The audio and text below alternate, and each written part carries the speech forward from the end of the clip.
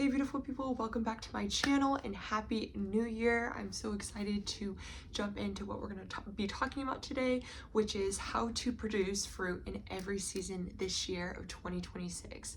I think that this word has been something that I have been meditating on the last couple weeks as well, but I think it's just really important to dive in deeper of how can we produce fruit in every season, in the highs and the lows and whatever trials that the Lord brings us through, because it says in this life we will have trouble, but take heart because the Lord has overcome this world.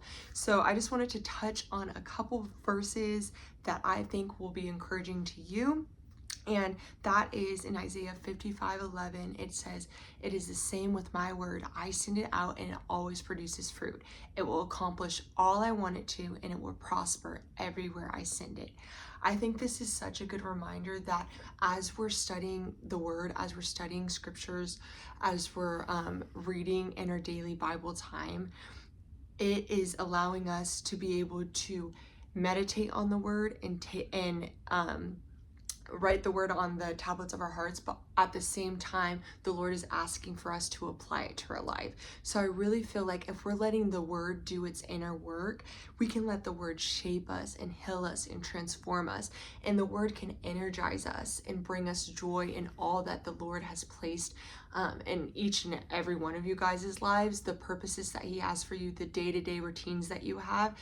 It allows you to be able to walk according to the purposes that He places.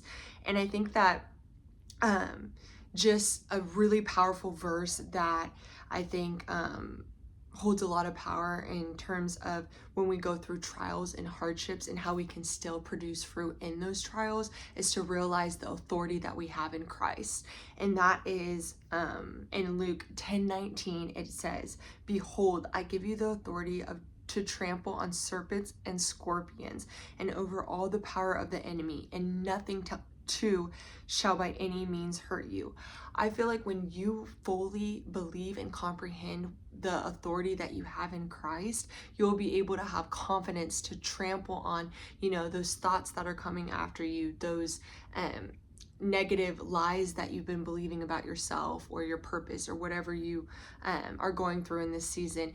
You can have the power to trample on that. And when you trample on that, it allows God to use you more and to produce more fruit, because you're able to take a hold of that which is hindering you, and you're able to put it under His feet and say, you know what, I have the authority in Christ to trample on this, and I'm surrendering it back to the Lord so that He can use me and that I can produce the fruit that the Lord has placed me on this earth to produce. And another verse that has been super encouraging to me is Romans 12:2, when it's talking about renewing your mind. And it says, "Do not conform to the pattern of this world, but be transformed by the renewing of your mind.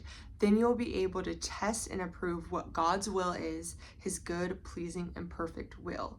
I feel like when we empty out the noise, we clear our mind, we have a sound mind, and we put on the mind of Christ, we are able to see what His good and perfect will is. And when we are more aligned in God's will and less with our will, we are able to have the ability to produce the fruit that He wants us to produce, and not that we think that we should produce just by, our own desires, our own goals, or our own wants, but really putting on the mind of Christ so that we can be in alignment with God. And the last verse I want to touch on is Luke 9:23, and it says, "Whoever wants to be my disciple must deny themselves and take up their cross daily and follow me." I think that as believers, we can continue to remind our community and remind ourselves that we must deny ourselves, but we need to realize that this is a daily thing. I have to do it daily. I'm reminded in my community, you really have to put on the full armor of God. Like, such a time as this is 2026 as we're coming into the new year. And as the days pass, as the years pass, it's a constant reminder that God is coming back. Jesus is coming back, and He's coming back for His church and for the bride of Christ. And so it's really important that we must just really stay in tune with how God is speaking to us and how we can actually apply it into our daily rhythms, into our daily life, so that we can, you know, like this title says, so that we can produce fruit. So I just pray that you are encouraged. I pray for a blessed year for all those who are watching, and see you guys next time. Stay tuned.